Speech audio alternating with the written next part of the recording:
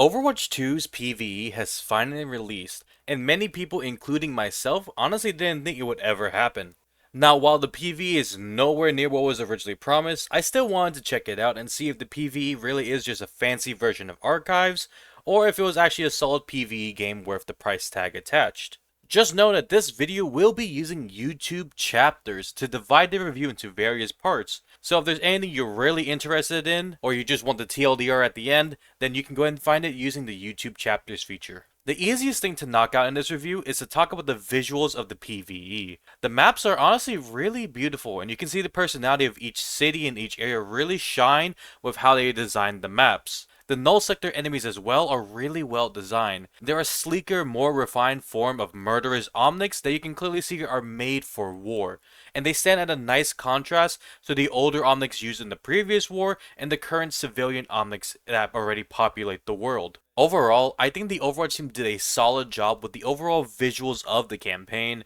But let's be honest here and say that the aesthetic of Overwatch has never really been a problem. But I am glad to see that the art and design team still hits it out of the park. The story of the campaign is hands down the best part of it. If you really want an idea of how good the story is without any significant spoilers, Sojourn has a personality now. Yeah. That's not to say that the voice actor for Sojourn did a bad job or anything like that, but let's be honest here. In-game Sojourn has a no-nonsense personality, and while it's justified and fits with her character, in-game it makes for a very boring character to play as, but in the story, you see a lot more of her more human side. We get to see past the elite soldier persona, and we see the growth in her, and in many other characters shown during the cinematics. And the cinematics really tackle a lot of interesting topics with Overwatch lore specifically, especially about Omnics. It also does a great job of showcasing the differences in mindset between the old guard like Reinhardt and Torbjorn and the newer members of Overwatch, and really delves into a bit of after effects of the old war and so much more. Genuinely, this is the lore and story development that people have been wanting for years. Even while playing, you can get various interactions with characters that you choose that help to expand the lore some more, and you can tell that the Overwatch team really put a lot of hard work into the PvE story. Which makes the next part of this review all the more tragic. The gameplay for Overwatch 2's PvE is boring, and I spent a lot of time thinking about why I think it's so boring. In my opinion, a good PvE game has a mix of several elements depending on what kind of PvE shooter you're going for. You can go the Horde route with tons of enemies with simple AI that, while they aren't threatening on their own, they can quickly become a menace when grouped up, with the occasional kinds of special enemies that can disrupt your group and helps to keep things fresh.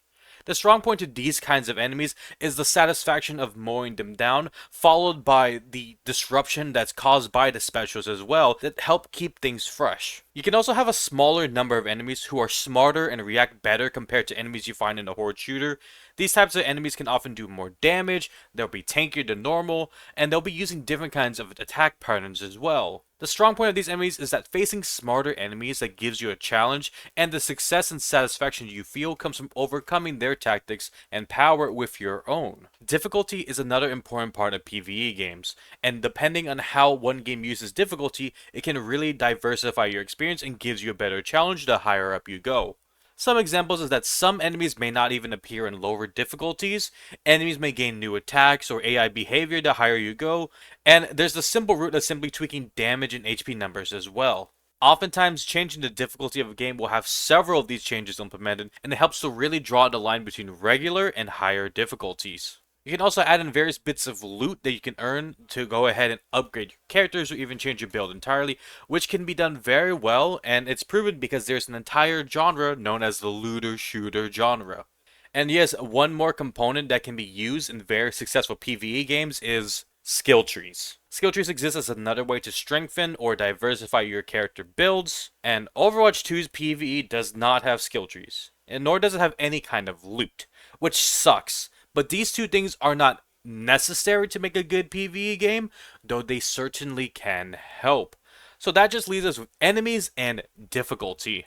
The enemies in Overwatch 2 take the worst parts of horde shooters and the worst parts of other PvE enemies and combine the two to make probably the most unfun experience I've ever had in a PvE shooter. The enemies in Overwatch 2 try to strike a middle ground with multiple enemies with simple AI and reactions, but also being tanky and dangerous individually with high damage and a sprinkle of special enemies that can threaten you and disrupt you as well. On paper, this doesn't really sound too bad, but in practice, it just doesn't work, or at least this implementation of it doesn't work.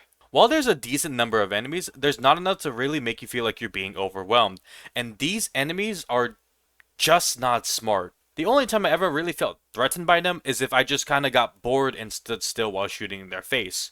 And if you don't feel at least somewhat threatened by enemies, you should at least have some satisfaction in mowing them down.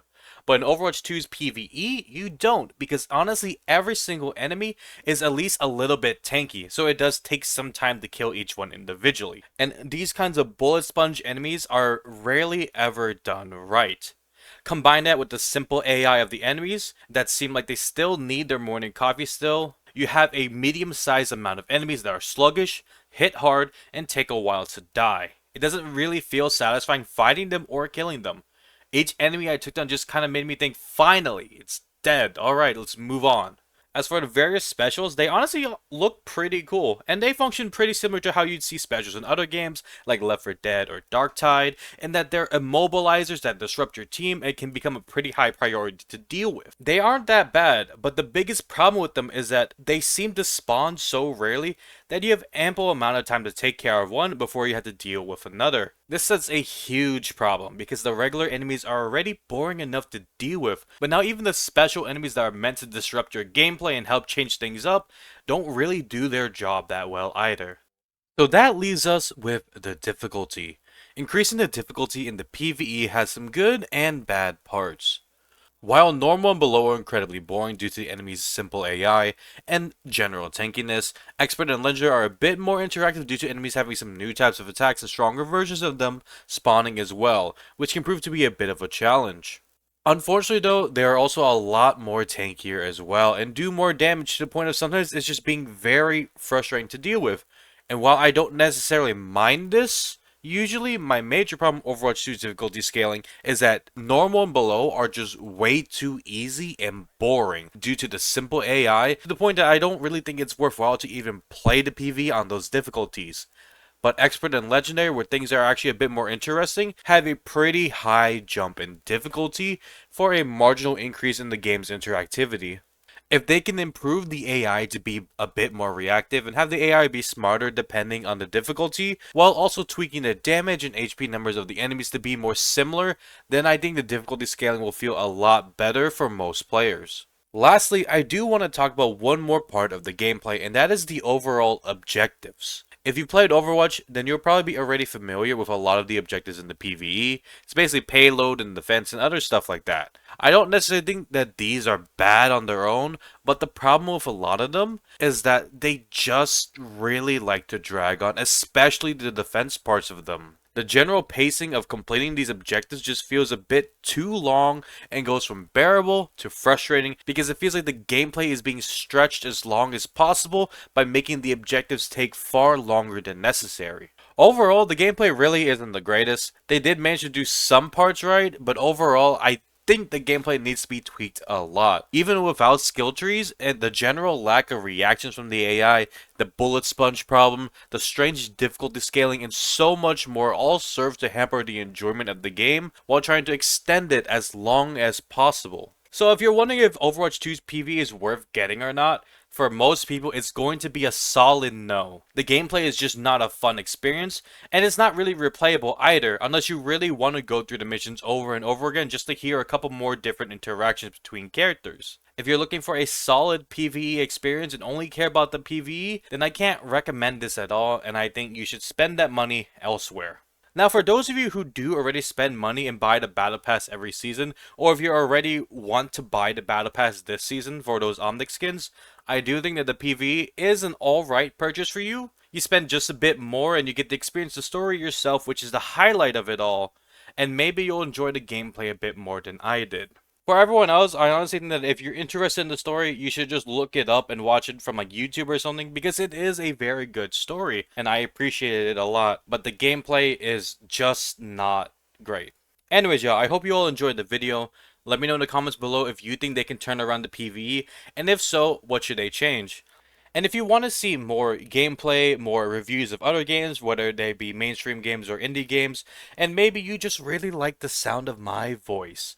I had a bit of a voice crack when I tried to say that. I don't know why, but I recommend subscribing if you like any of that above. But thanks for watching, and I'll see you all next time. Take care and have an amazing day.